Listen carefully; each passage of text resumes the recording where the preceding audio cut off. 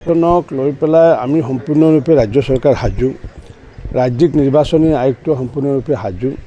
কিন্তু ইয়াৰ মাজতে কোনোবাই মহামান্য হাইকোৰ্টত আবেদন জনাইছিলে যে কিছুমান পঞ্চায়তৰ কিছুমান খণ্ডত ডিলিমিনেশ্যন লৈ পেলাই বিসংগতি আছে বুলি জনাইছিলে।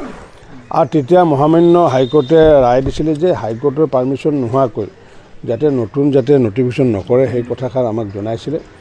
আৰু আমি মহামান্য হাইকোৰ্টৰ প্ৰতি আমি সন্মান জনাই আমি এতিয়া লিভ পিটিশ্যন এখন আমি 3 তাৰিখে আমি উত্থাপন কৰিম যে আমি সেইটো অনুমতি বিচাৰিছোঁ।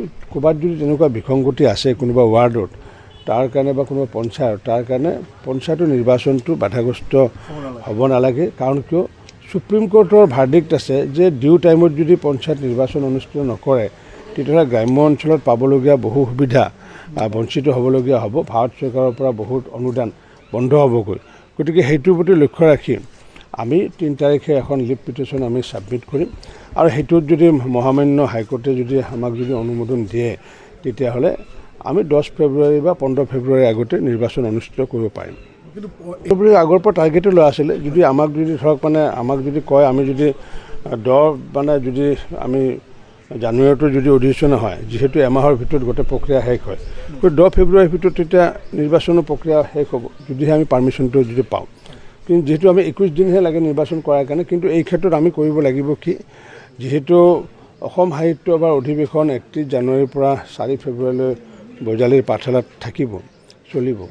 আৰু ইপিনে থাকিব যোৰহাটত থাকিব শ্ৰীমন্ত শংকৰদেৱ সংঘৰ অধিৱেশন 5ৰ পৰা 8 তাৰিখলৈ। গতিকে সেই দুটা অনুষ্ঠানৰ যাতে ক্ষতিগ্ৰস্ত নহয়, কাৰণ দুটা অনুষ্ঠানে জাতীয় অনুষ্ঠান। আৰু তাৰ কাৰণে হয়তো আমি অকণমান ডেটটো যাতে ক্ৰেছ নহয়। কাৰণ কিয় নিৰ্বাচন অনুষ্ঠিত হ'লে আমি সমগ্ৰ গাড়ীসমূহ আমি অধিগ্ৰহণ কৰিব লাগিব। আৰু তেতিয়া সেই অধিৱেশনত যাতে মানুহ যোৱাত যাতে অসুবিধা নহয়, সেই দিশটো আমাক অসম সাহিত্য সভা আৰু শ্ৰীমন্ত শংকৰদেৱ সংঘই আমাক আহ্বান জনাইছিলে। সেই বিষয় লৈ পেলাইও আমি ইতিমধ্যে বিভিন্ন ধৰণৰ